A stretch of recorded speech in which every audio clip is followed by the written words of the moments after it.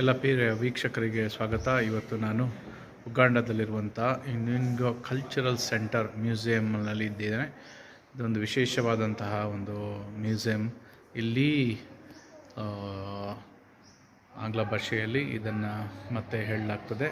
ಆದ್ದರಿಂದ ಇದರದ್ದು ಕನ್ನಡದ ಪ್ರಯೋಜನ ಇಲ್ಲ ಅಂತ ಅಂದ್ಕೊಳ್ತೀನಿ. ಇದನ್ನೆಲ್ಲವನ್ನು ನಾನು ಆಂಗ್ಲ ಭಾಷೆಯಲ್ಲಿ ತೋರಿಸಲಿಕ್ಕೆ ಬಯಸ್ತೇನೆ. ಅದನ್ನು ಇವರು ಇಲ್ಲಿ ಅದರ ಬಗ್ಗೆ ಹೇಳುವಾಗ ಅದನ್ನೆಲ್ಲ ತಿಳ್ಕೊಳ್ಬೋದು. ಇದು ಈ ಒಂದು ಸ್ಥಳದಲ್ಲಿ ವಿಶೇಷವಾಗಿ ಬರಾರ ಎಂಬಂತಹ ಒಂದು ಸ್ಥಳದಲ್ಲಿ ಇರುವುದರಿಂದ ಇದನ್ನು ನಿಮಗೆಲ್ಲರೂ ಕೂಡ ಪರಿಚಯಿಸ್ತಾ ಇದ್ದೇನೆ. And smelting, making out the weapons.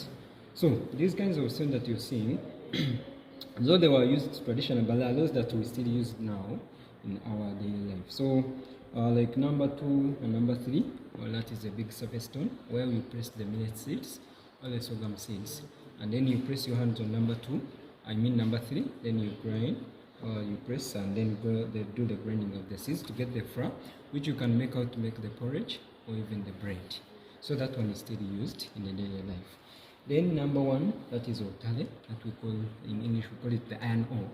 So this is a stone that they used to heat in fire. After melting, then they can do kinds of metal objects according to the purpose you want it to pray. Then number 4, we also still use it, what we call it as this is a sharpening stone. This is where you can press like a knife, a panga, any kind of a metal object to make sure that it can be sharpened, ready to be used. Then before the iron smelting, people used this kind of a stone. So this was like a panga, a knife, which they can use like in slaughtering animals or cutting anything that you would like to cut. Yes. Then number 5, that one I can call it like a pounding stone. So it's what they would use like a pestle, which they can where they would put like herbs in a mortar, then they can do grinding, pounding, so that they can be soft and be ready to be used. Then number 6, those are small stones which they always get from running water and the rivers.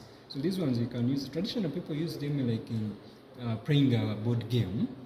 Then others used it like in cleaning the jerrycans. You can press them in a jerrycan, add some water, do the shaking to clean. So these ones even they still use them, most especially in playing the board game. So that is all about the Stone Age. We can continue and look at the calabashes.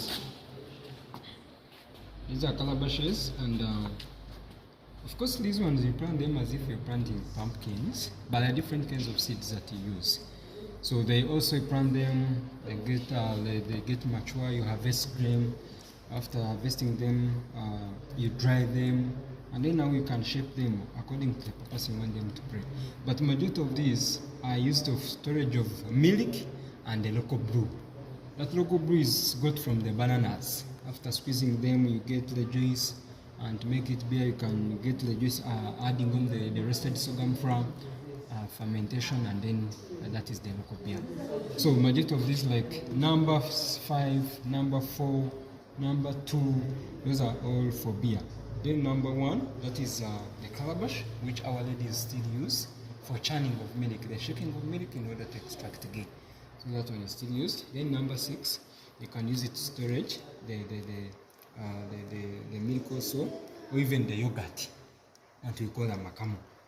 And then other calabashes here, number 7, this is one of the means of communication. This is how people used to communicate differently.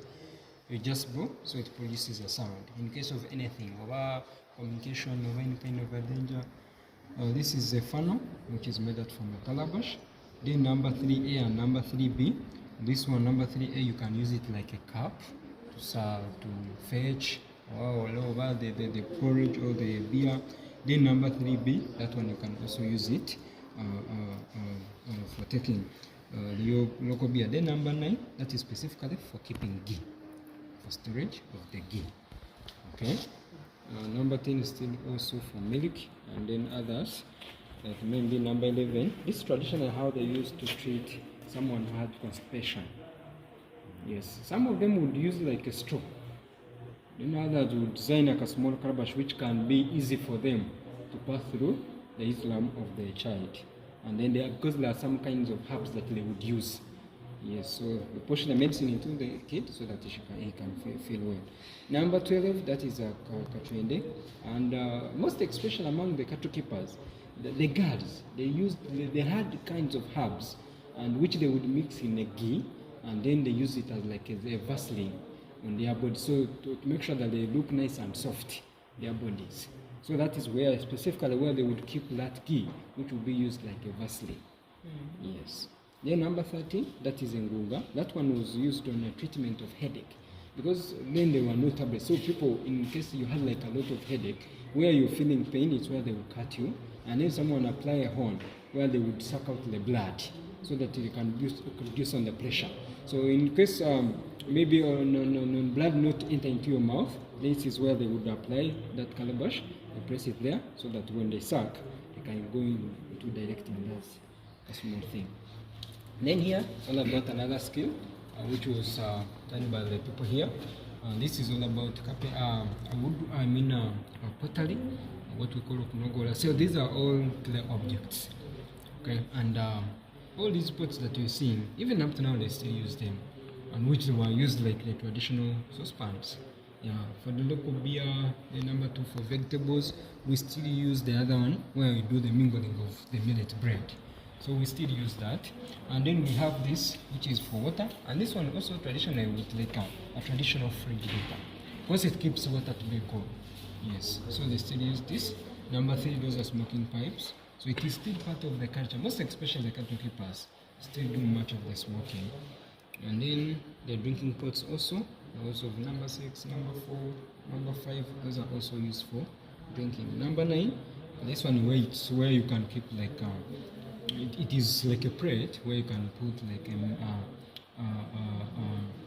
white sauce or even meat, but mainly specifically to the head of the family. Then we have number 10.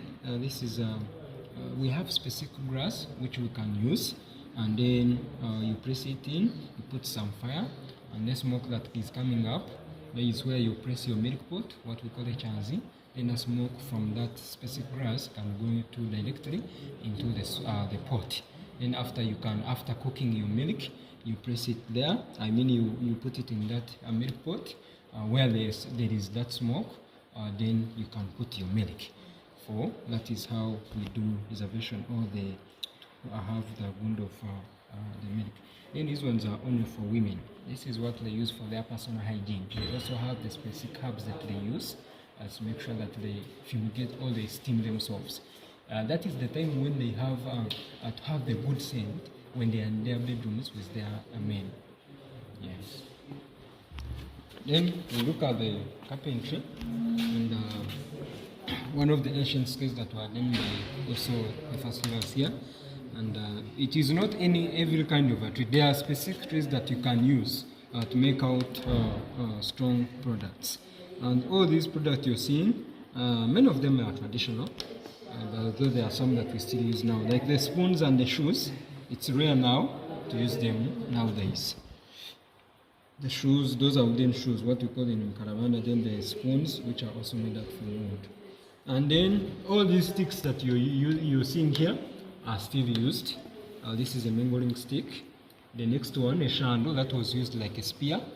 That is also rare to use it. Then the next one, that one is still used, which is still used by the elders most especially as a helping stick or a walking stick. The next one is omugamba. Omugamba, that one is a stick where they always tie on the milk pots, so the belongings, most especially on the giveaways of the brides. Yeah, they still use it. Then we have a milk pot, that is a chanzi, where we always put our milk. And this is all the process how it is made. From MPB, then Msinga, so that is the final stage. So that is how it is made. Yes. So you see, when you look at the milk pot, they are always black in color. So this is not finished now, but that is now it is on another stage. So to make it black, traditionally people would get like water, mix it with clay soil, and then they can press it there, cover it with clay soil and water. Then they wait almost for like a week to turn into black in and out. But nowadays people no longer have that time. What they do, they just use a shoe polish. to paint it, just for easy. Yeah, but traditionally, that is how you can make it without the shoe polish. Then that is a stool, which we still use now. Number 7 and number 8, those are wooden plates. Yes. Bachiga people would use like number 7 and then 8 for Banyankole. That is a mortar and a pestle. And then in Chuba there is after the churning of milk to extract ghee. So this is what you use where you can press your ghee and then you clean it before the use. Yes. So that is all about the woodwork. Then we can also look at iron working. So this is all the process of iron smelting. So the skill of iron smelting has also improved the standards of people in this region. And the metallic objects that you get from this process were used for fighting enemies, for protection and everything. So this is where you would apply, of course these are dry skins of a cow where they will press the small sticks and then you can attach it somewhere. So here you'll be using your energy, using your hands, so that, and here you use a lot of energy so that you can use, you can produce a lot of air, and then so the air that you're producing is the one that will produce or make out fire. So after making out the fire into charcoal, then now you bring your stone, the iron ore. It's what you apply on this. So you heat it in fire. After melting, now you can shape out the ornament objects according to that process, the gun that you want it to play. And it also depends on the size of the iron ore. How it is. If it's small, then that you get out small objects. If it is big, then yeah. So majority of these ornament objects, of course, now we are much modernized. When you look at the pangas and the walls that we use now, you see that these ones are much, although there are those that we still use now. Like maybe number 2, we still use it for pruning. We still also number 18, which is, this is how the hunters will communicate with their dogs. So you just turn it into the neck of a dog. Whenever it is running, then it can be able to hear it. Then the spears, those ones are still used. What is here that we still use now? Number 13, that is an aloe. Number 14 is still used, which they still used in weaving of baskets. Yeah. Then number 15 is still used. Number 16 is still used. Number 17, that one is number 17 Echilasho. This is which they would use to breed the cows. You know, traditional cattle keepers used to depend on blood. They just breed and then they get it out. Those are some of them that we still use now. Yeah. Then here, this is all about basketry. And the basketry, here in Ankole or particular people, the two sub-regions, to call you as a complete woman, or to qualify you to be like as a complete woman, you have to be doing 3 activities: the weaving of baskets, churning of milk to extract ghee, and grinding of milk. Okay, and so on the side of the basketry, they would use different kinds of varieties to make all these different kinds of products, like the palm leaves, the papayas. So all these ones, they are still used even up to now. Yeah, when you look at this one is called Intala. This one is used by the Bachiga. Then when you use number 2, but they still do the same thing for winnowing. Then the mats, which are used like traditional carpets in the huts, sleep on, sit on. This is the cover of a milk pot. This one can be storage, and the milk can be storage of maize or beans. The design plate for millet bread. And then number 11, Osika. This was always begun to be used like a traditional curtain in traditional huts, separately the sitting rooms and the bedrooms. Those are still used by the fishers, which are still used for trapping the small fish, or what we call the mudfish. So these all the ones that you see are still used in our homes. Then we look at the hides. These are leather products, and we all know that traditionally, for the missionaries, when you put here, they used hides. What they want to make out of a shoe or a bag, they would make sure that they get it from the hides. Because we know that the first rulers, or the first people, they are the ones that introduced the Ankole longhorn cows. So they would make sure that they would depend on their cows. Anything they wanted, they would get it from their cows. So all these hides that you're seeing here, it's where they would get their clothes. there were specific hides which they would use. There are specific hides for the men and for women. Because for the man, they would just make it design and pass it like here and then until down. For the ladies, they would just make it like a skirt from the hide, then they just cover it. So they would not cover the upper parts. Then like making out like bags, like number 1, and then making out the shoes, which this is a bed sheet. Then also number 7, orago. Orago, this is the blood of a cow. And whenever they will sort it, they just get it out, clean it, and use it like a small bag for keeping like their tobacco or even the small coins. Most experts, the elders, is what they would use. Then number that is a rope, which they will use to tie the legs of a cow while milking to avoid the unnecessary kicks. So that is all about the unnecessary kicks. Then we have millet. Let's understand means an important food item among the Banyankole. Even before any other food crop, it was always millet. There are 2 sub-regions, Ankole is maize, and then Chiga's region, that was always sorghum. Okay, so those are the seeds that you plant. So when you plant them, they will, this is the first stage.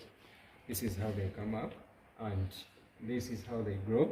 You harvest such, and then you can get the seed still from this, and then you grind then the flour, and then you mingle.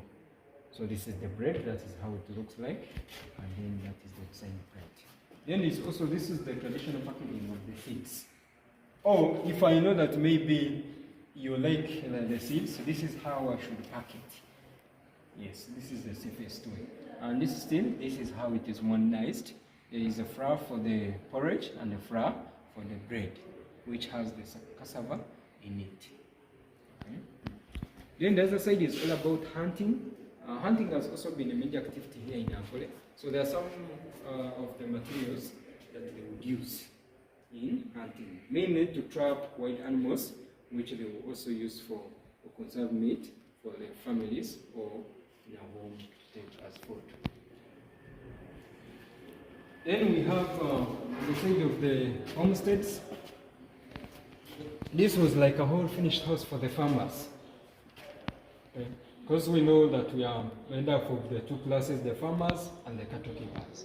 So traditionally, this is how the farmers would set up their houses and how they would live inside them.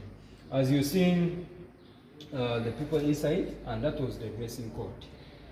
The men and how ladies were always put on.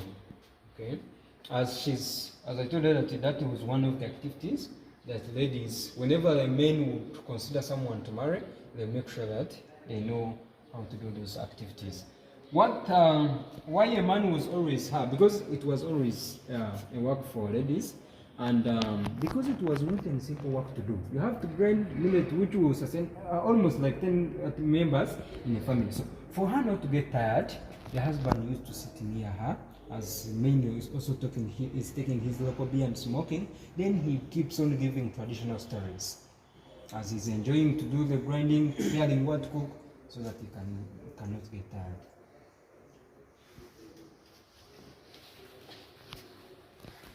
Then we have different kinds of bananas. These are brought East Africa, but others from Asia. So the first 2 flew to Uganda and then later Ankole here. But since they reached in Ankole Kingdom, for us we said they have become a symbol of wealth here in Ankole. Because we also have a saying, or traditional saying in Kinyankole, that no cows, no banana plantation, no wife. So they have become a symbol of wealth. So there are different kinds of bananas, and which are these 4 different kinds of purposes.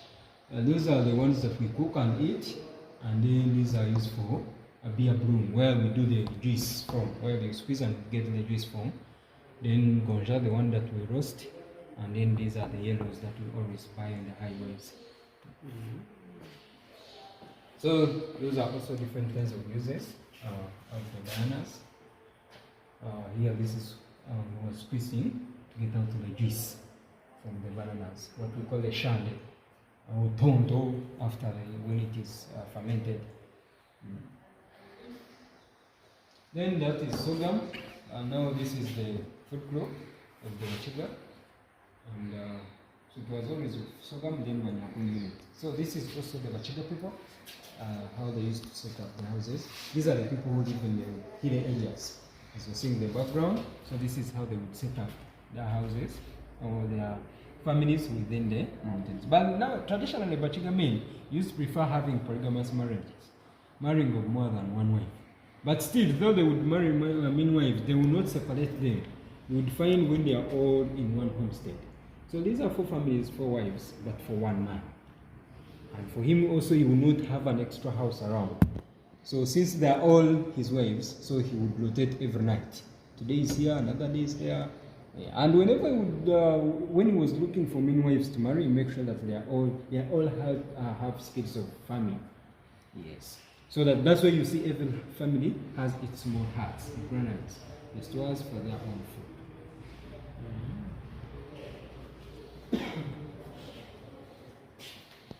Then we have another class here. Now these are the cattle keepers. These are the people who had no skills of farming. Only their lifestyle was all about the cows. Anything they wanted was from the cows. The milk, meat, and the blood which they would get from the cows. So that is also how they would set their houses. This is what I was talking about, like a curtain. Separate their sitting room and the bedrooms. Where those you're seeing, those are all the milk pots, which traditionally they use these ones for milking, but now they are used for storage of the milk. Where they are seated or where they are, we call that press or JJ, and that is a surface press for those calabashes and the milk pots in the heart of the specifically the cattle keepers. So the farmers would use the mats as the traditional carpets, and then these ones would use the hides. Then here,